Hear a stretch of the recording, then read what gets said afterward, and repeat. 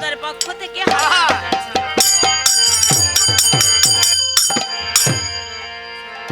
ভক্তগণ, আমার অনাদি আদি গোবিন্দের কৃপা ভিন্ন গাছের একটা মরাপত্র হয় না ভূমি তলে পতিত, উর্মি কখনো হয় না সলিলে নিক্ষিপ্ত। গোবিন্দের কৃপা ছাড়া আমরা এক পদও চলতে পারি না। গোবিন্দের ইচ্ছা, আজ শ্রীমান মাধবের কৃপা হয়েছে, তাই মধুর বৃন্দাবনে পরিণত হয়েছে। আমরা সাধুর বাজার পেয়েছি। শাস্ত্রে লিখলো মেঘাচ্ছন্ন দিন কখনো দুর্দিন নহে, যেদিন সাধু সঙ্গবিহীন যেদিন সেদিন দুর্দিন কহে। যেদিনে আমরা ভক্ত সঙ্গ পাই না সেদিন মনে করতে হবে দুর্লভ জীবনে আমাদের দুর্দিনে কেটে যাচ্ছে।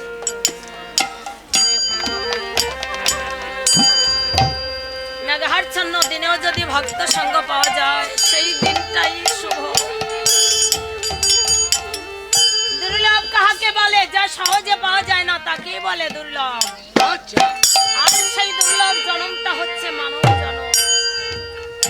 অনেক জন্ম অতিক্রম করে পেয়েছি সাথে দুর্লভ জন্ম।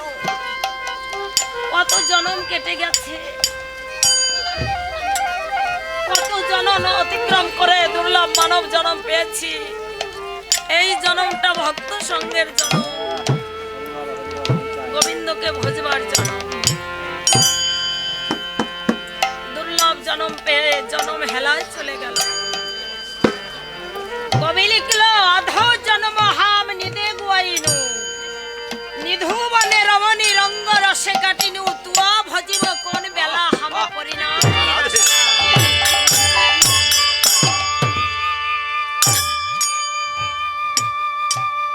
অর্ধেক জনম নিদ্রায় বিবসিত, আর অর্ধেক জনম ভাই বন্ধু স্ত্রী পুত্র নিয়ে যে মায়ের সংসারটা করেছি। অর্ধেক জনম মায়ার সংসারে কেটে যায়। নিধু বন বলে আখ্যায়িত করেছে মায়ার সংসারটাকে। তাহলে তুয়া ভজিব কোন বেলা? গোবিন্দ ভজিবার বেলা চলে যায়, সময় চলে যায়। তাই তো দুর্লভ জীবনের গোটা গোটা কয়েকটা দিন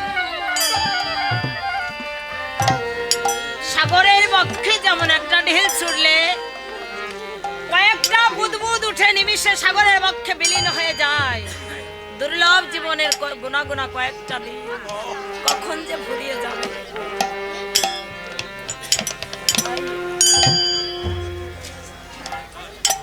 যতটুকু সময় এমন ভক্তের বাজার, মন ভরে যেন ভক্ত সঙ্গ হয়। অন্যান্য যুগে যাগ যজ্ঞ হোমব্রত তপস্যা অনেক ছিল, কলির জীবের অল্প। তাই আমার দয়াল দীনবন্ধু হরি আমাদের কথা ভেবে মধু হরিনাম নিয়ে এসেছে। প্রেম ভরে হরি বললে তার আর পারে যেতে বাধা নেই। তাই আমার গৌর সুন্দর কি করলো? নিজে আচরিয়া জীবেকে হরিনাম দিতে লাগলো।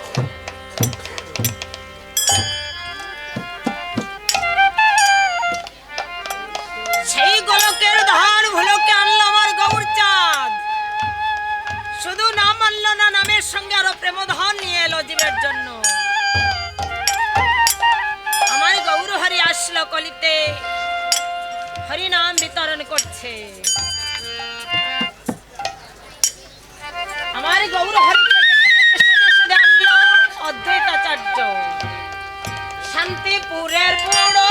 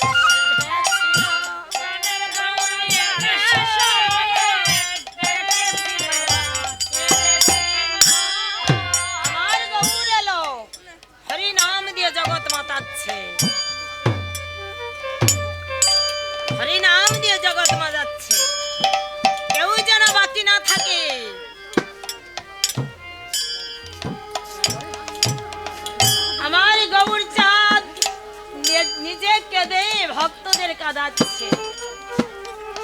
গৌর ভাবলেন আমি যদি না কাঁদি ভক্ত হরি বলে কাঁদবে না, আমি যদি হরি না বলি ভক্ত হরি বলবে। গৌর সুন্দর হরি নাম নিয়ে কাঁদছে। দুই নয়নের জল নয়ন কমল হতে বক্ষ কমলে ঢলে পড়েছে, বক্ষ কমল হতে নাভি কমলে ঢলে পড়ছে, নাভি কমল হতে পদ কমলে পড়ছে, পদ কমল হতে ধুলা ভেসে যাচ্ছে।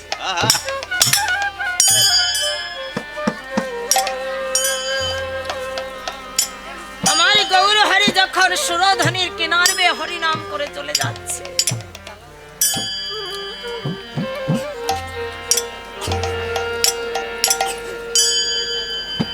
শ্রীমতী রাধারানীর প্রেম হৃদয়ে ধারণ করে আমার গৌর হরি হরি বলে কাঁদছে। সুরধ্বনির কিনার বেয়ে হরি নাম করে চলে যাচ্ছে।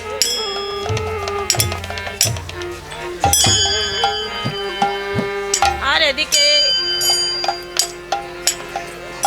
হরি নাম শুনছে কারা? বনর পশু পাখি তরুলতা বৃক্ষ সবাই আমার গৌর সুন্দরে হরি নাম শুনছে।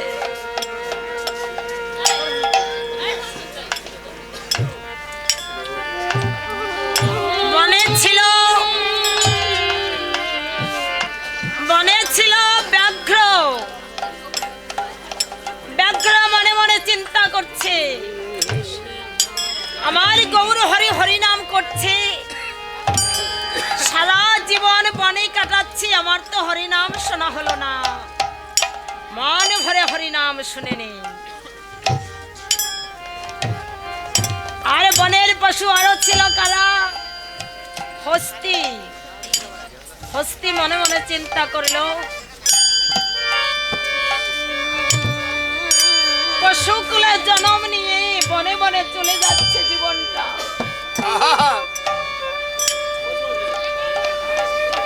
কোনদিন তো ভক্ত সঙ্গ করা হলো না। আমার গৌর হরি চলে যাচ্ছে, গৌর হরির ভক্তবৃন্দ পিছনে পিছনে যাচ্ছে।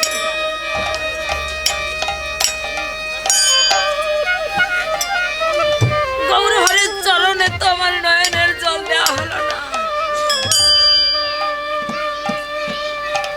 আজ যখন সময় পেয়েছি, সুযোগ পেয়েছি, দুই নয়নের জল গৌর হরির চরণে একটু ঢেলে দিয়ে আসি। মনে মনে ভাবলো সবাই আমার গৌর হরির চরণে কত কিছু দিচ্ছে, কত প্রসাদ নিয়ে আমার গৌর হরির বদনে তুলে দিচ্ছে, আমি তো কিছু দিতে পারছি না। আমার এই লম্বা সুর দিয়ে একটু নয়নের জল তুলে নিয়ে আমার গৌর হরির চরণে ঢেলে দেব।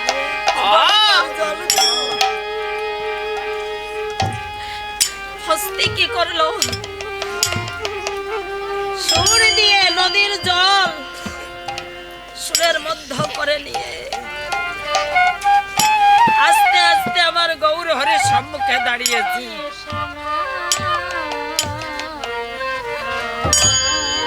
দাঁড়িয়ে আমার গৌর হরিকে মনের আপন গোপন কথা জানাচ্ছে, দয়াল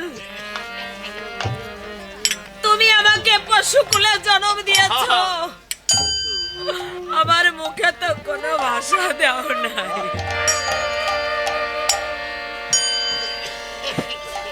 আমার বদনে তো কোনো ভাষা তুমি দাও নাই, দয়াল হরি কোন ভাষা জানিয়ে মনের কথা তোমার কাছে প্রকাশ করব?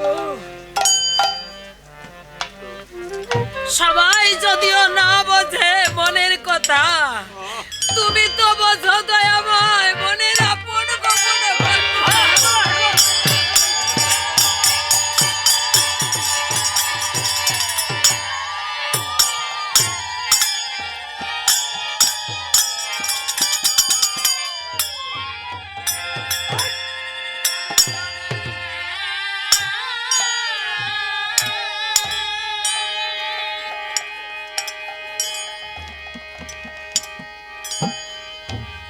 আমি তো তোমার চরণে আর কিছু দিতে পারবো না দয়াল। তোমার চরণে দেওয়ার মতো আমার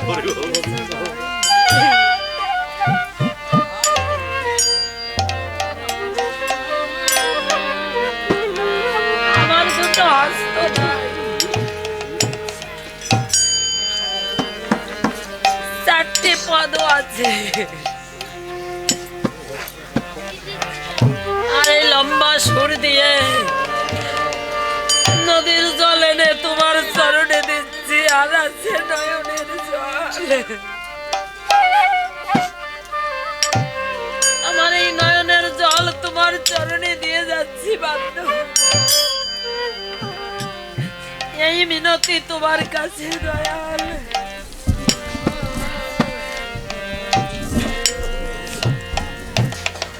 ফিরে আবার যদি তুমি আমাকে জগতে পাঠাও,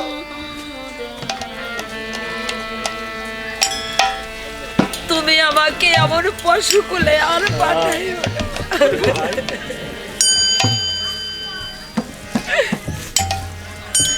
পশুকুলে জন্ম নিয়ে তোমার ভক্তের সঙ্গ আমার ভালো না করে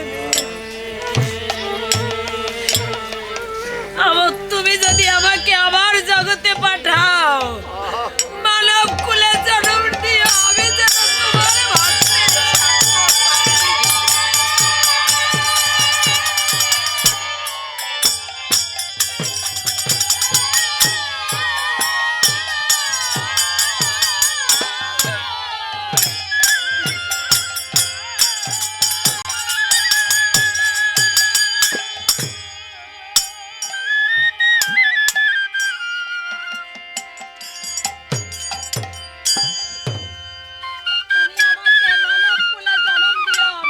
তোমার ভক্তের সঙ্গ পাই।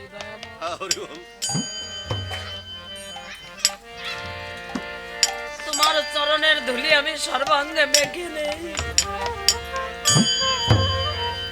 এই পশু জন্মে আর কি তোমার দেখা পাবো না।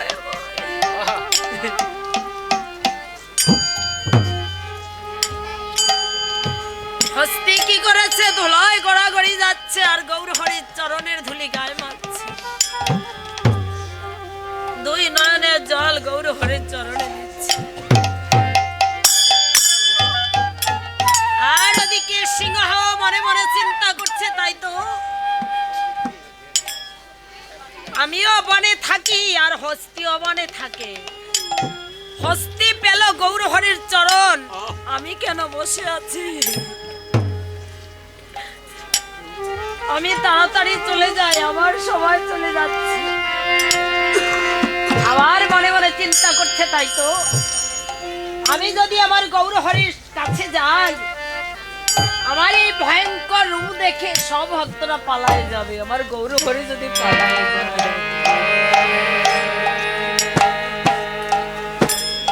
আস্তে আস্তে গৌরহরির কাছে হেঁটে হেঁটে যাচ্ছে আর মনের কথা জানাচ্ছে, দয়াময় তুমি আমাকে পশুকুলে জন্ম দিয়েছো হিংস্র পশু রূপে।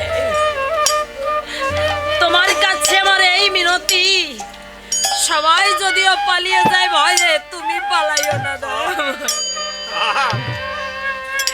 তুমি আমাকে দেখে পালাইও না। তুমি যদি পালিয়ে যাও, কে আমায় দয়া করবে? কে আমাকে কৃপা করবে? দয়াময়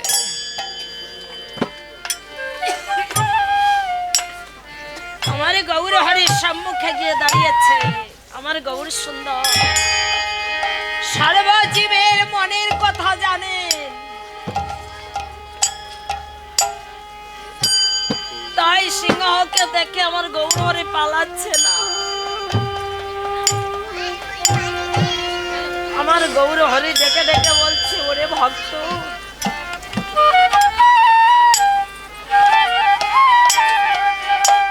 যত জীব আছে যে আমার শরণাগত হবে,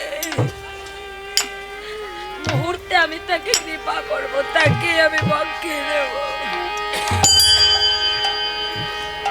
সবাই পালিয়ে গেলেও তোমাকে দেখে আমি কি পালাতে পারি?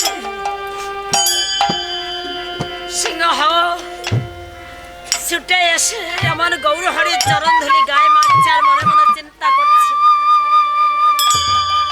ওরে হস্তি, সারা জীবন আমি তোকে হিংসা করেছি, আমি পশুকুলে জন্ম নিয়েছি, আমার ধর্ম কি ছিল, আমার স্বভাব কি, হস্তি দেখলেই হিংসা মনে নিয়ে তার মগজ খুলে খাওয়া, কিন্তু আজ নয়। ওরে হস্তি, তুই আমার আগে আমার গৌরহরির চরণ পেয়েছিস, আজ আমি সব হিংসা ভুলে তোর পক্ষে আমি প্রেমালিঙ্গন করব।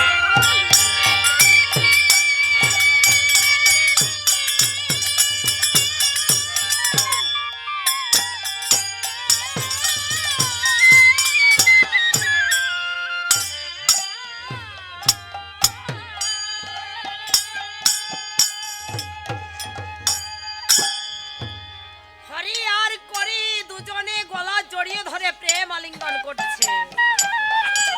হরিকে সিংহ আর করি হচ্ছে হাতি। সারা জীবন ধরে যে হিংসা করেছিল, গৌর হরির কৃপায় হরি নামে হিংসা ভুলে গিয়েছে। হরি আর করি দুজনে গলা জড়িয়ে ধরে ধুলাই গড়াগড়ি যাচ্ছে। হরির গলা ধরে করি ধুলাই গড়াগড়ি যায়, গলা জড়িয়ে ধরে ধুলাই গড়াগড়ি যাচ্ছে। আর গৌর হরিকে ডেকে বলছে, দয়াময়, পশুকুলে জন্ম নিয়ে আজ সব হিংসা ভুলে গিয়েছি, তোমার চরণের এত গুণ, তোমার নামের এত গুণ, যে নামে জীবের সব হিংসা দূরে যায়, কামনা বাসনা হতে মুক্ত হওয়া যায়। দয়াময়, জনমে জনমে তুমি আমায় কৃপা করো।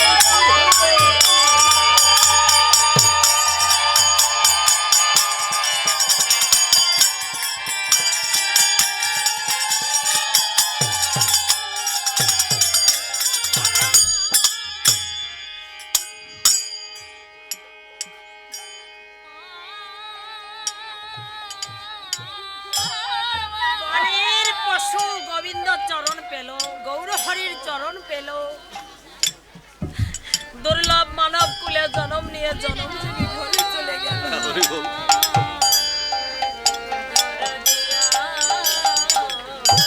আর কয়দিন বাকি, ঘর হতে এসেছি, কতটুক পথ পার হলে সেই ঘরে যেতে পারবো একটা অনুমান আছে, কিন্তু একটা কথাই তো জানি না, আমরা জীবনের চলার পথ কখন নেমে যাব,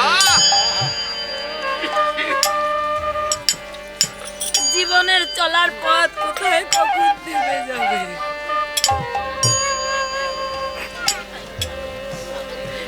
কখন কার বিদায় বাঁশি বাজবে কেউ জানি না।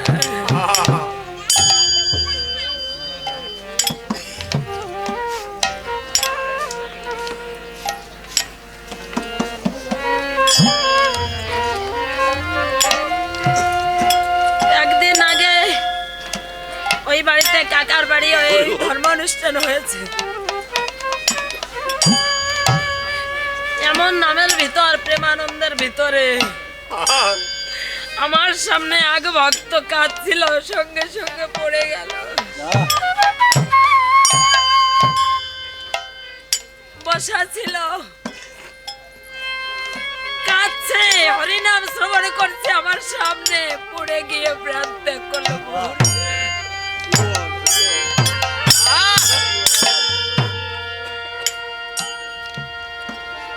ওই ভক্ত কি জানতো আমি আর জীবনে বাড়ি ফিরে যাব না,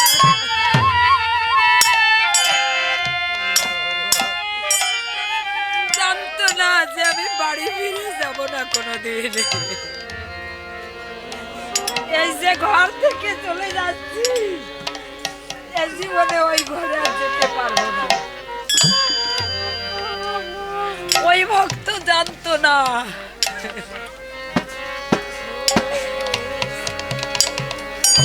সকালবেলা সব দেহ নিয়ে বাড়ি চলে গেল।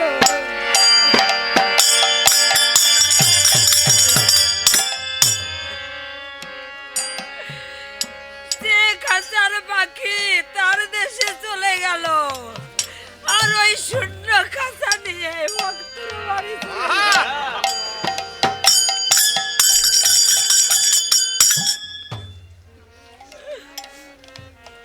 যদি বেঁচে থাকতো আজ এইখানে বসে হরিনাম শুনত।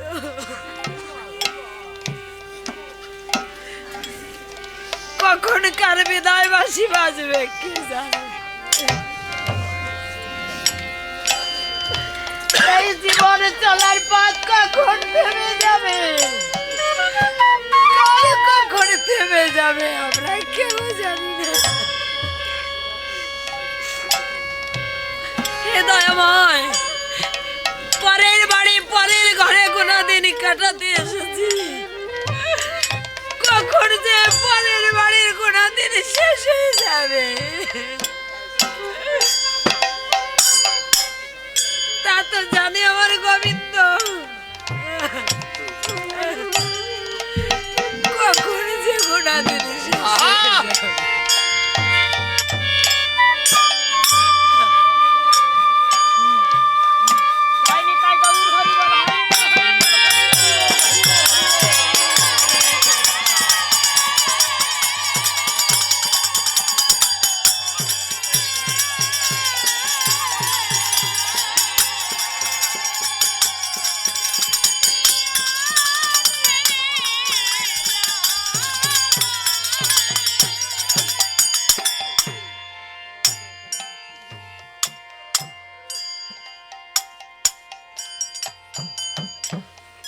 যখন ওই কাকা বলল রত্ন নাই, প্রাণ বাকি চলে গেছে আর নাই,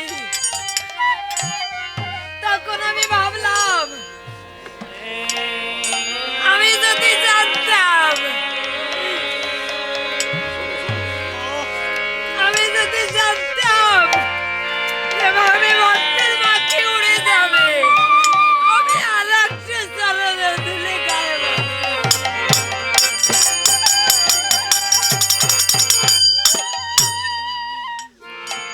ভক্ত এভাবে চলে যাবে যদি জানতাম, আর একটা চরণে ধুলে গায়ে মারতাম। কেননা এ জীবনে তো ওই ভক্তকে দেখতে পাবো না, আর এ জীবনে ওই ভক্তের চরণ ধরে পাওয়া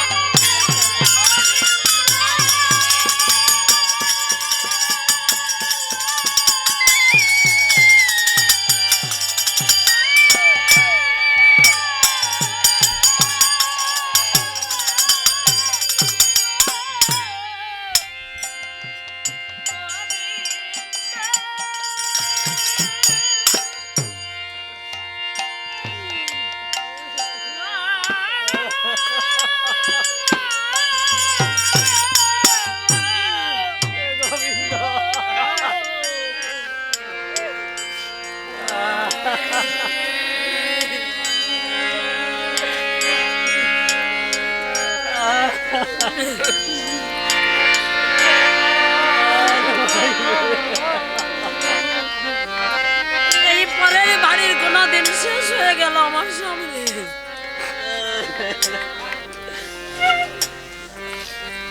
কবে কোনদিন শেষ হবে, পরের বাড়ি থেকে আপন দেশে যাবো দয়াময়। ওরে আরে কত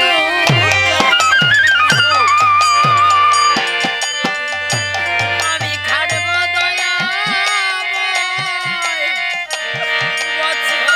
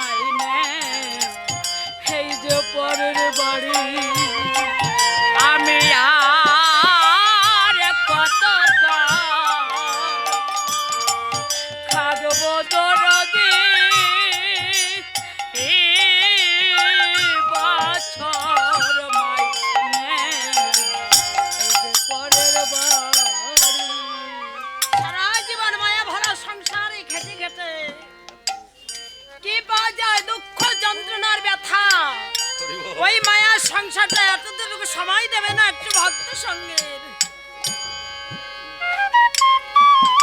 সারা জীবন খেটে খেটে মায়ার সংসার থেকে পাওয়া যায় দুঃখ যন্ত্রণার ব্যথা।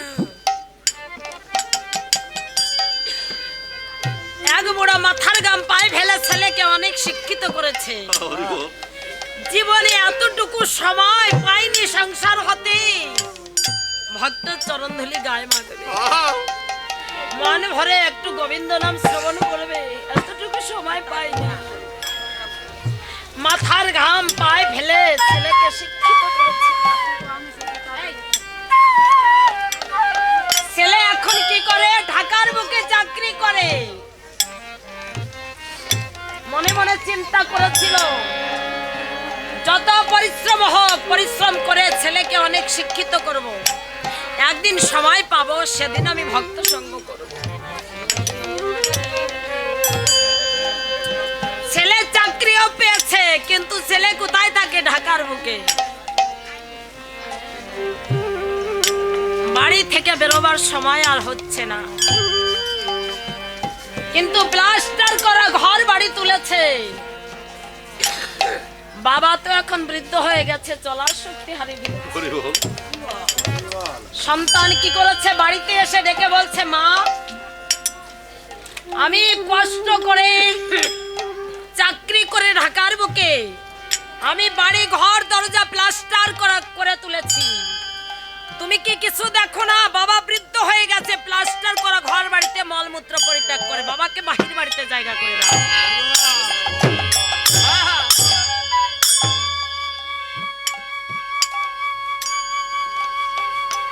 এই বৃদ্ধা মাতা কি করেছে? ছেলের কথা শুনে তাড়াতাড়ি করে বৃদ্ধ স্বামীর হাত ধরেছে।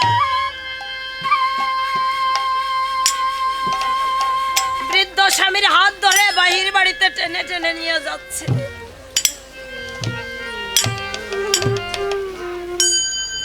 মা ছেলেকে কিছু বলছে না।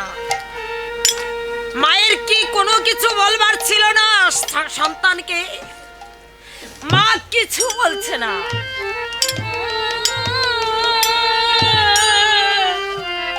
মা সন্তানকে কত ভালোবাসতো, ছোটবেলায় কত আদর করত, কত শাসন করত, কত মারপিট করত। আজ ছেলেকে কিছু বলছে না কেন? জীবন হতে চলার শক্তি কমে গেলে বলার ক্ষমতাও থাকে না।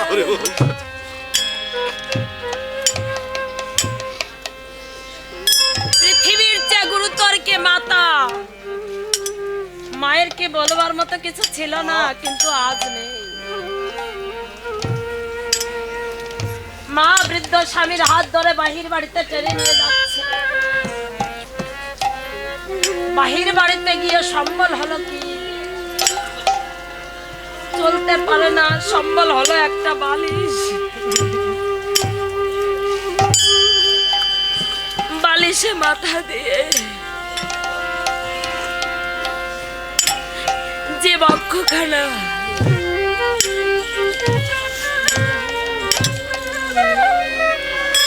এমন সাধু গুরুর বাক্যে বক্ষ মেলানোর কথা ছিল,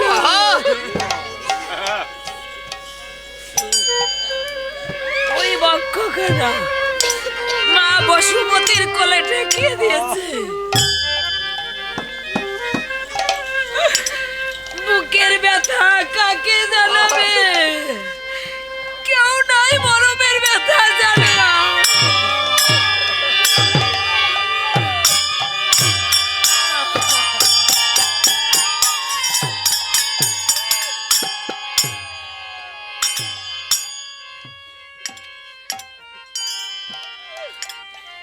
বৃদ্ধ হয়ে গেলে কেউ তো কাছে আসে না,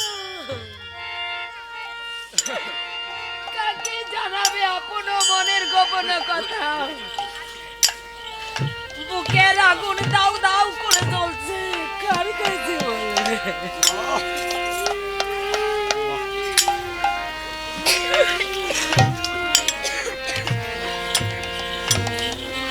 শেষ বেলায় আপন হলো কে? প্রাণ গোবিন্দ।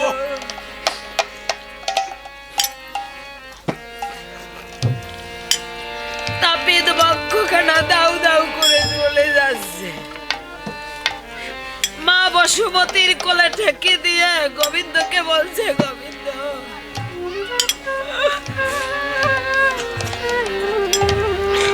তোমাকে ভালো না বেশে সারা জীবন আমি মায়ের সংসারটাকেই ভালোবেসেছি।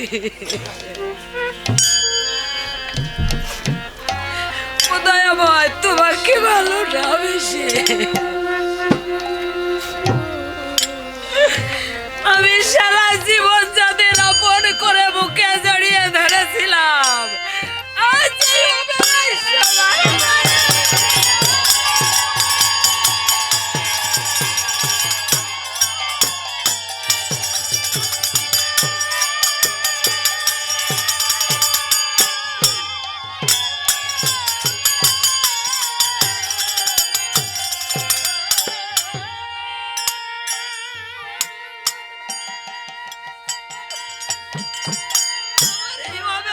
সবাই পার হয়ে গেছে। দয়াময়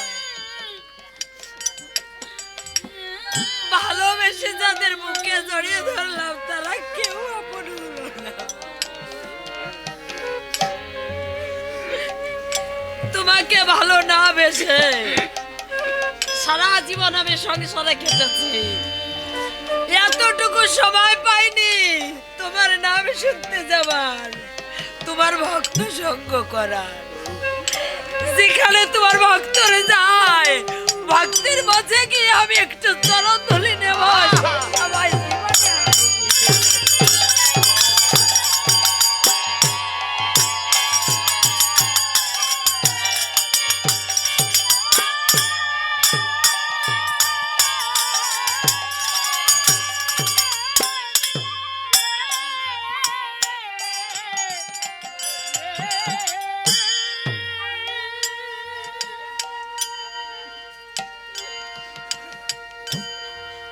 জীবনে এতটুকু সময় পাইনি আমি ভক্ত সঙ্গে।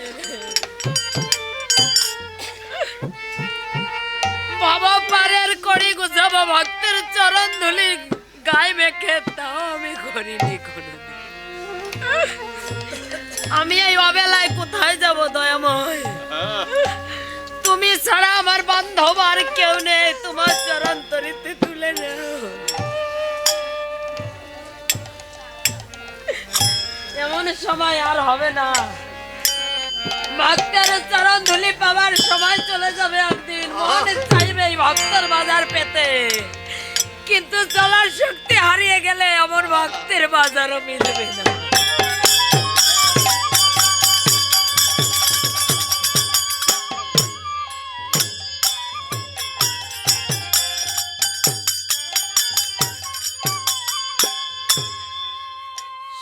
কিছু রেখে চলে যেতে হবে, সঙ্গে দেবে কি?